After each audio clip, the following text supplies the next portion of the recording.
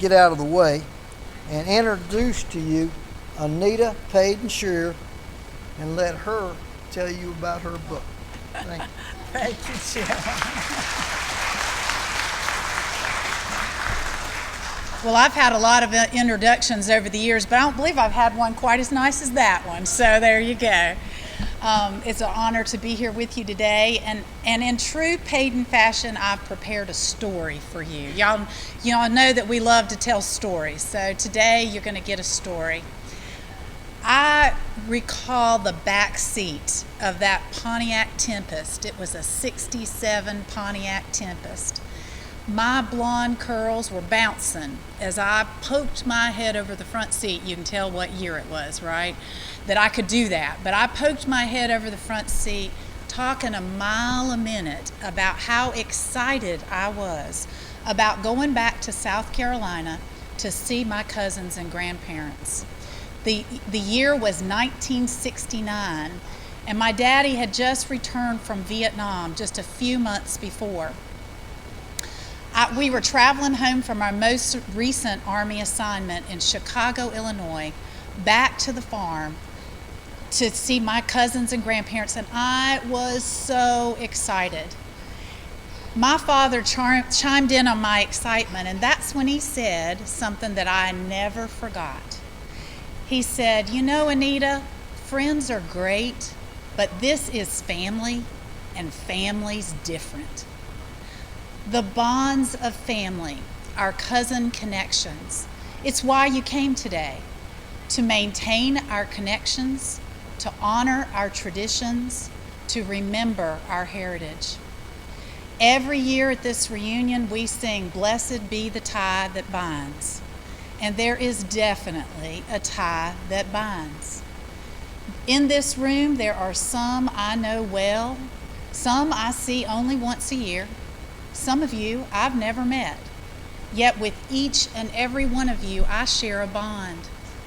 There is something intangible running deep within our veins that connects us.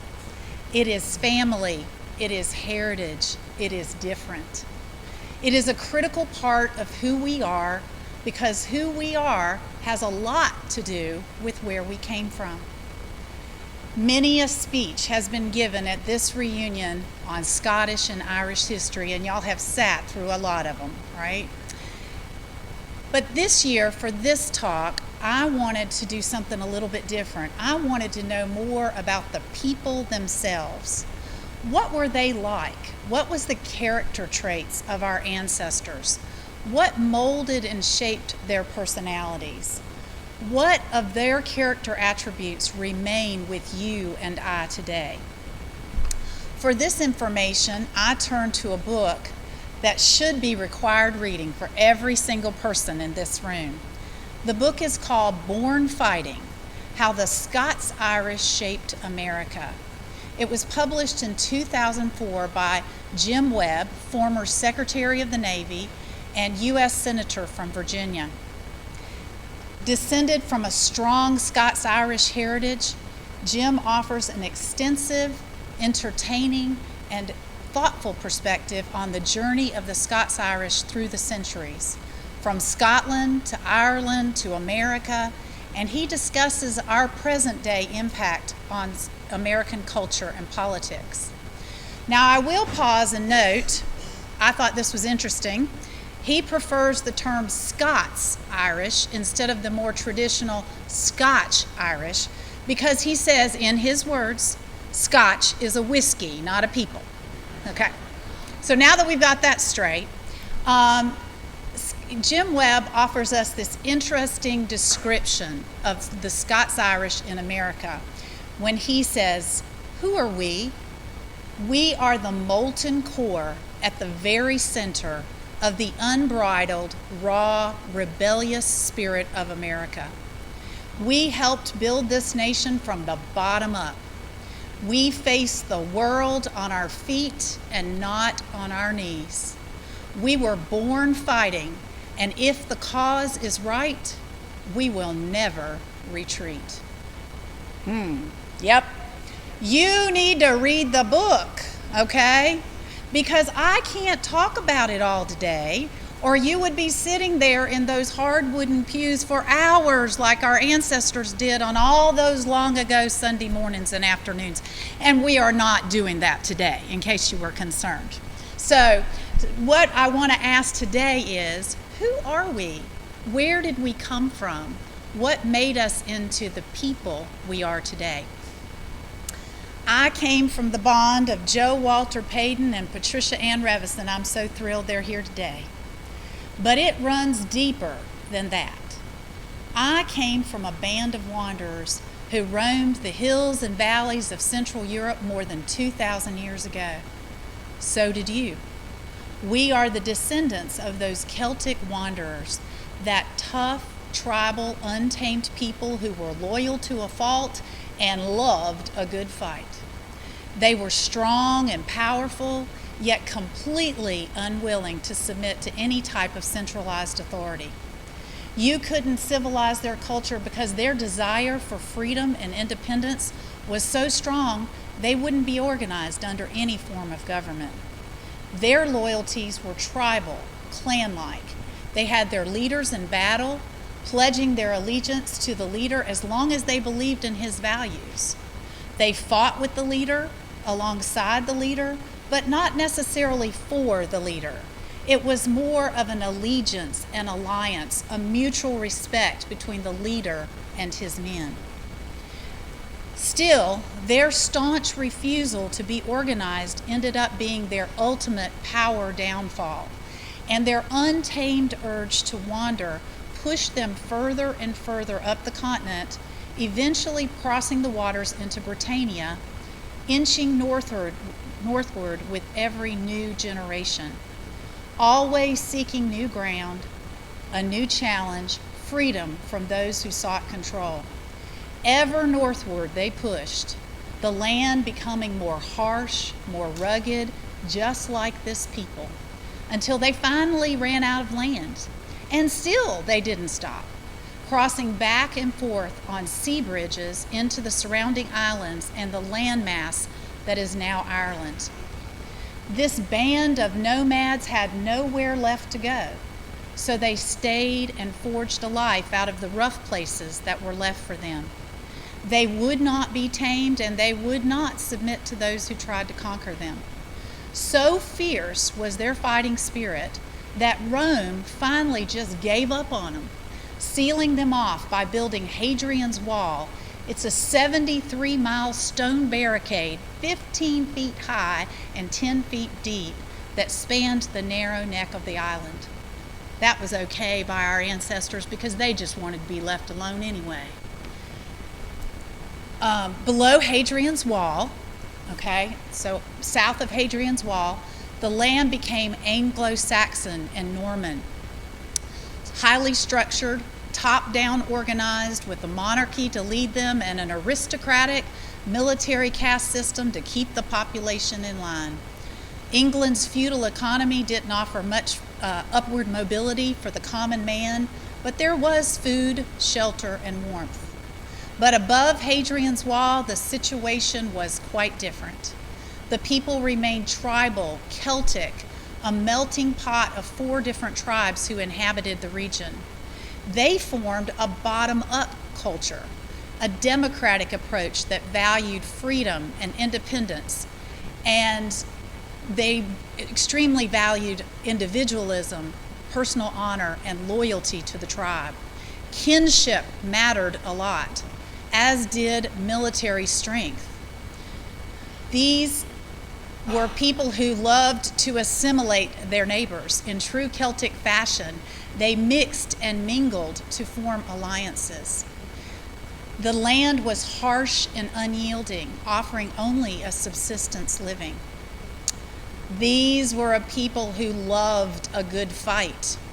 If they weren't battling the English on the borders, they were fighting each other.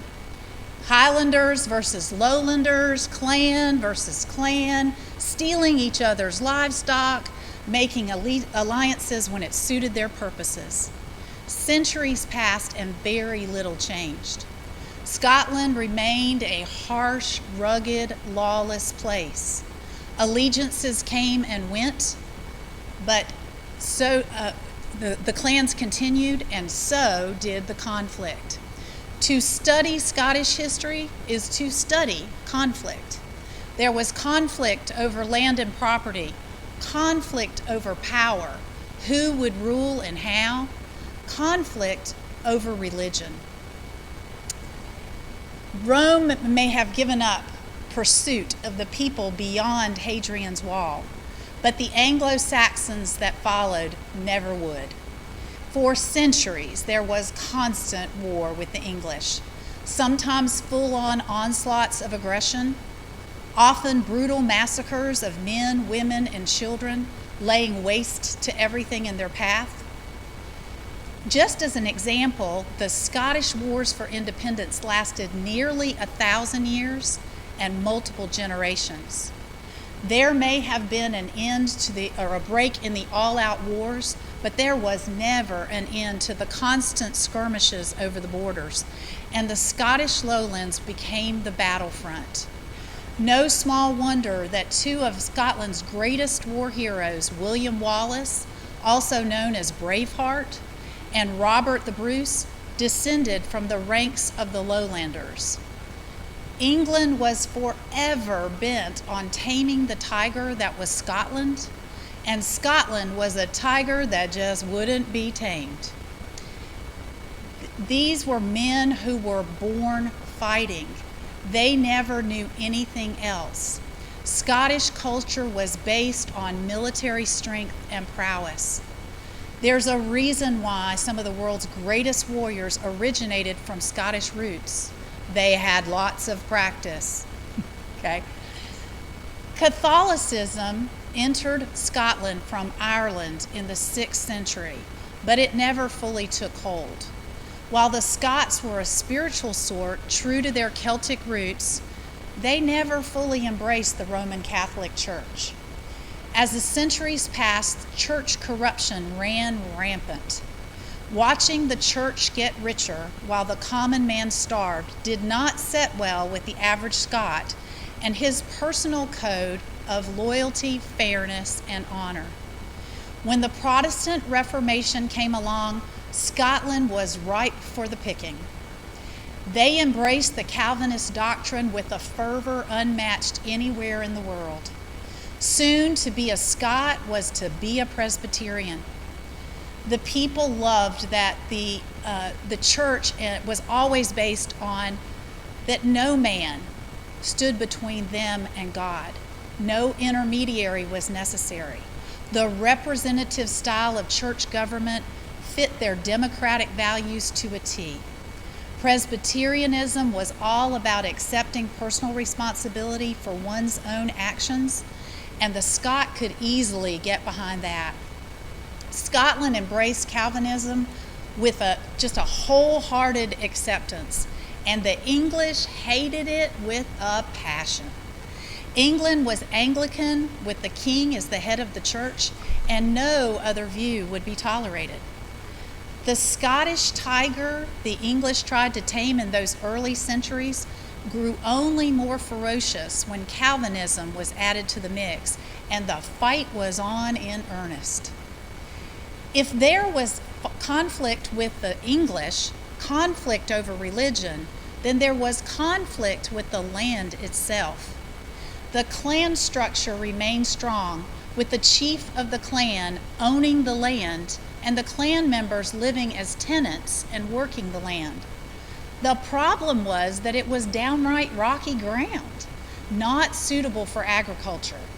The best they could do is a few subsistence crops like oats and barley, and supplementing their diet through hunting and fishing. But as the centuries passed, the once thick forests became denuded, and the poverty that always plagued the people grew even worse. Hunger was a constant companion. Health care was non-existent. Diseases like flus, smallpox, and the plague regularly decimated the population. The Scot endured, buried the dead, and kept on going. Despite all these constant struggles to survive, the Scots managed to keep their sense of humor. They were a passionate, sensual, fun-loving people who love nothing better than gathering around the bonfire, telling tales, and singing the age-old Celtic ballads. I do believe that might have been something they passed down. What do you think?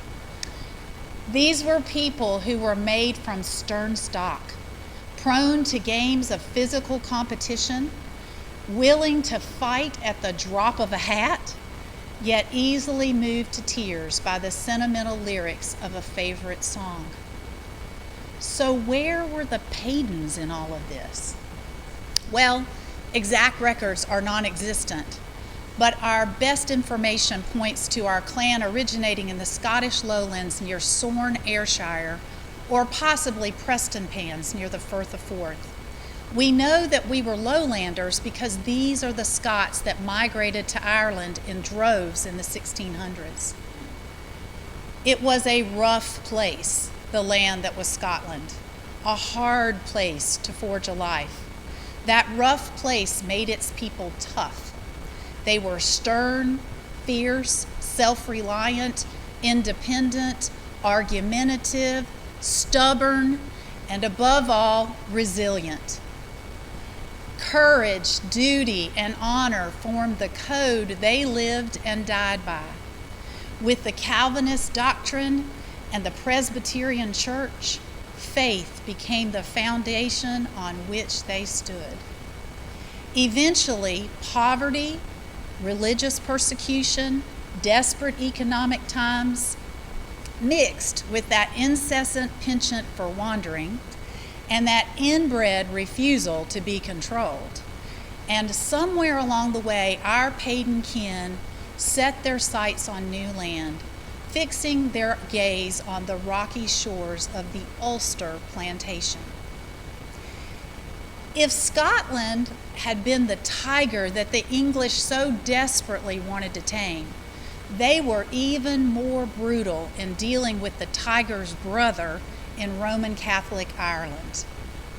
As always, their focus was to dominate and control, and the English went about it in Ireland with unrepentant zeal. In 1595, in a brutal response to Irish insurrection, they laid waste to the lands in Northern Ireland, killing everyone in their path and ravaging the land as they went.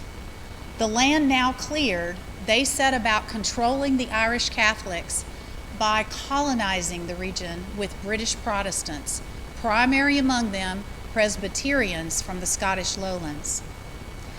The region was termed the Ulster Plantation, and the colonizing migrations began in 1603 and went through 1690. We don't know quite when our Payden kin made that journey across the narrow straits of the Irish Sea, but we do know they ended up in County Antrim. For the Paydens, there was better land for farming, but they were still tenants on the land. There was a chance to lay down roots, to raise their families, to build their churches. But the situation in Ulster was doomed from the outset. The Irish Catholics hated the Presbyterians because they saw them as stealing their land. When the Catholics took out their bitterness on the Scots' land and property, the Scots, ever true to form, didn't give an inch, and the fight was on. To make matters worse, the English continued their endless persecutions of both the Ulster Scots and the Irish Catholics. Over the next century and a half, they would make the conflicts even worse by the laws the English enacted and would turn that hot pot into a boiling cauldron. If the Scottish lowlander was tough when he reached the shores of Ulster, the years in Northern Ireland only hardened him further. The Paydens must have been made from stern stock, because even when Ulster Scots started migrating, the Paydens stuck it out. Ulster Scots started going to America in 1717, but the Paydens didn't leave Ireland until the last wave of migrations began in 1771. Still, there came that moment in 1772 when enough was enough. The Paydens packed up their meager possessions and they climbed on a tiny ship called the James and Mary, bound for America. The 2-month journey was far from easy, but these rugged, stalwart Presbyterians weren't afraid of hard things. It was all they knew. Those rough places that were their legacy, those hard times that were their constant companion. They forged ahead with a strength, a faith, a hope that wouldn't be squelched by any man. They arrived in Charleston, South Carolina in October of 1772 and bypassed the polite elite society that had taken root there, heading for the hills, for the back country, for the open land that they would claim as their own for the very first time. They cleared the land, built their homesteads, and settled down to a new way of life. But just like in Ireland, the peace didn't last long, because we all know what happened in 1776. Yes, that's right. I heard that. Revolutionary War, that's right. See, he's paying attention. So we all know what happened in 1776. England was doing the same thing in America that they had done in Scotland and Ireland. But this time, the people had had their first taste of freedom, their first taste of land ownership, and no way were they going back. In his book, Born Fighting, Jim Webb asserts that the American Revolution was not the well-crafted stance of high-minded democratic principles against the forces of tyranny and oppression. He and others proposed that the American Revolution was none other than an all-out Scots-Irish rebellion. The Paydens' response to the call to arms certainly confirms that. No way were they giving up their land, and no way was somebody going to tell them what to do. They had endured enough of that in Ireland, and they weren't doing it again. The call to arms came, and the Paydens grabbed their guns and gladly went off to fight. Even John Payden, at his advanced age, went along to drive the wagon. The Paydens' response to the call to arms certainly makes sense to me, and when Eric and I visited Scotland in 2016, it made sense to every Scot we spoke with. We'd tell them the story of our ancestors, and we'd say, yeah, in 1776, somebody said, hey, you want to go fight some redcoats? And the Paydens went, yeah, I'm all in. I'm not kidding you, y'all. Every single Scot we spoke with and told that story to had the same exact response. I could see that. The Paydens, like their Scots-Irish brethren, fought bravely and came home free from their English oppressors for the first time. The families flourished on the land grants received in compensation for their military service. They settled down to farming, raising their families, and building this church. The decades and centuries that followed brought times of peace and prosperity, but also times of war and hardship. Others have mentioned this, but in every conflict thereafter, from the Civil War to the World Wars to all the major conflicts that followed, the Paydens were there. They fought. That age-old sense of courage and duty still define the clan. A staunch love for the country they helped create has never vacated the family. The Scots-Irish in America, who are we? Well, Jim Webb says that we are a people with a peculiar dichotomy of character traits. He says that the Scots-Irish are, on the one hand, a people who are intensely religious, and on the other hand, unapologetically wild. Okay, Payden cousins, look left, look right. If you don't see somebody that fits that description, you're at the wrong reunion. Yes, we are a people born out of rough places, hard times. Courage, duty, and honor are still ingrained in us.